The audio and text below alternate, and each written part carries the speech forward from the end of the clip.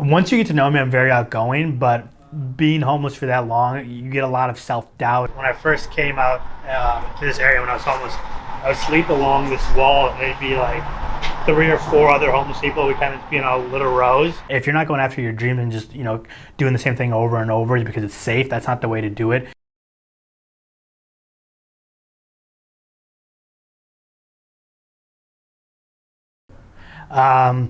So basically, the question I get from most people when they find out I'm not from California, they're like, "So, what made you come to California?" And it's kind of funny because I'm like, "Do they really want to know this?" So my journey started off. I grew up in Minnesota. I went to college there. After college, I moved out to Arizona. Got a job there at a company called Yelp. I was there for 7 years. Worked my way up the system. Became a top sales manager. But with that, I was making really good money, and I started partying more and drinking more to eventually where the drinking got a hold of my life, to where it went from I was drinking on the weekends to maybe on a Friday now, and then on a Thursday, and next thing I knew, it spiraled out of control to where I was drinking almost every single day. And I got to a point where I had tried rehab, I had tried AA and all those things, and nothing was working. So finally I was like, you know what, I gotta put my life on hold and figure this out. So I moved back to Minnesota that's where my family's from, to try to get some help there, right? So I moved back into my parents' house. I think this was in October of 2019, if I'm not mistaken. Got sober for about, say, like 6 months or so, and then on July 4th, I remember this, I relapsed, right? And that was the worst decision I've ever made in my life, because from there it went to a binge that turned into like a week to 2 weeks, and I stopped showing up to work. I stopped picking up my parents' call. I stopped going to visit them. And then about 2 months of this had gone by, and I got to the point where I just couldn't take it anymore. I didn't know what to do. I didn't want to face my problem or bring it to anyone else. So literally one day I got in my car, packed up what I could, and just drove. For some reason I thought I had this idea of being homeless on the beach in California would be a good idea. I'd find a job working somewhere part-time. So I got in my car, drove to California.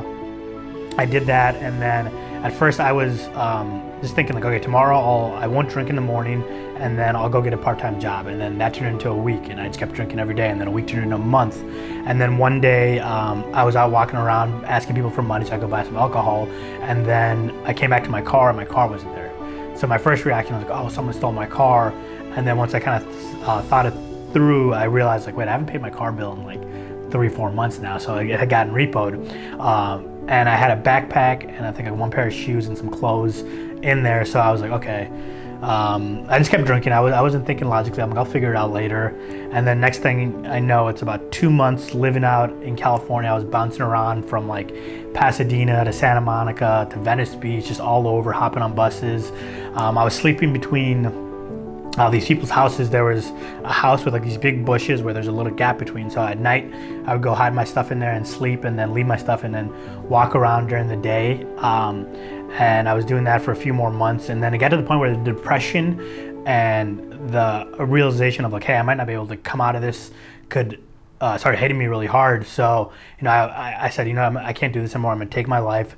So I tried to commit suicide by swallowing a bunch of some kind of pills with the alcohol, and I blacked out, and then I woke up to the cops over me, and I was like, where am I at? What's going on? They're like, do you know who you are?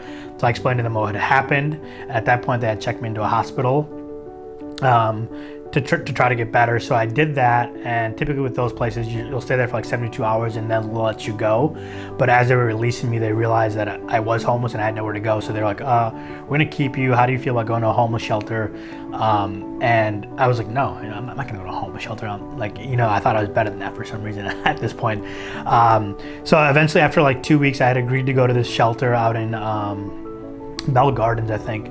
So I went to the shelter. I was sober. I stayed there 2 months, 3 months had passed by. I was sober still. So I was like, you know what? I think I feel good enough to where I can get a job now. So I started applying for jobs because I had a good work experience and a college degree.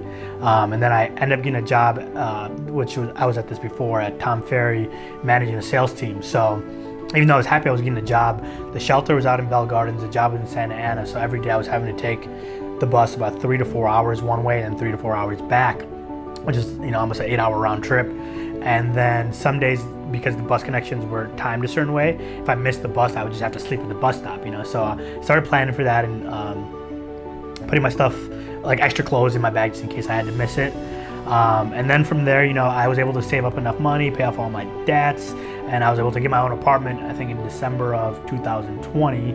I got my own apartment in Santa Ana, so I was closer to work, and I was feeling good in the sense of like I wasn't in the shelter, I was making money again, I had a car and all of this, but there was still a void missing to where I had no real human connections in California.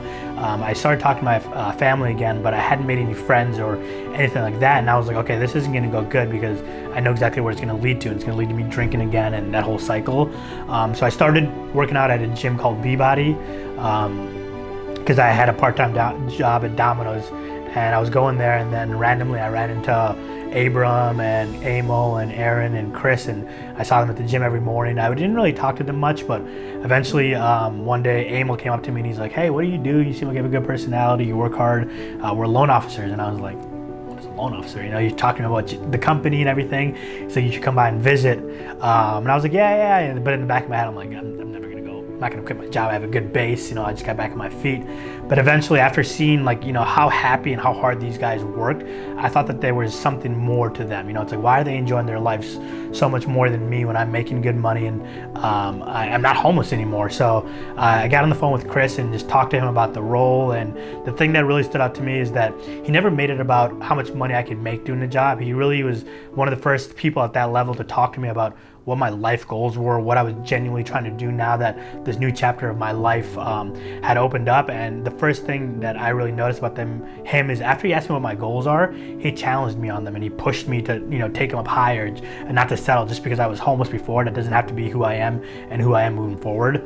So that's how I ended up here today. And I'm thankful. I believe that God put this company and everyone here in my life because I literally went from not having any friends in California or anything like that to I feel like I genuinely have family here at this company.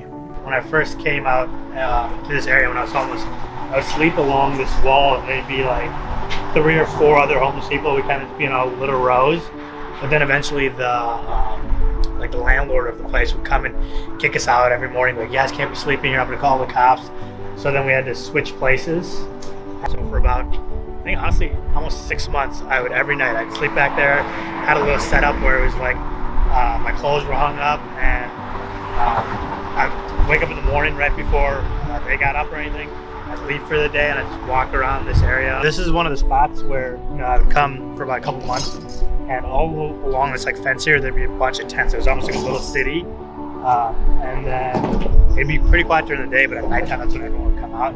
So we would just sneak back here, but then the cops every couple months would break it up, so then everyone would go to that side and set up their tents, and then same things back and forth until eventually it looks like everyone's gone, but you can see some of the debris and stuff from where people come to stay around. So I would just walk along this fence and I set up a tent, and that's what I call home too. That I have a lot of fight in me. I think once you get to know me, I'm very outgoing, but being homeless for that long, you get a lot of self-doubt, and you start to doubt yourself about anything and why this happened and is this who I'm really meant to be. But I think it just showed me that I can overcome anything, and it takes a lot to really throw me off my rails now just because I went through all that.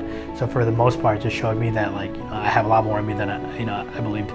I think the biggest thing that I've learned, honestly, with how fast everything's happened since I've been homeless, is to chase your dreams and always go after them, no matter how crazy they seem.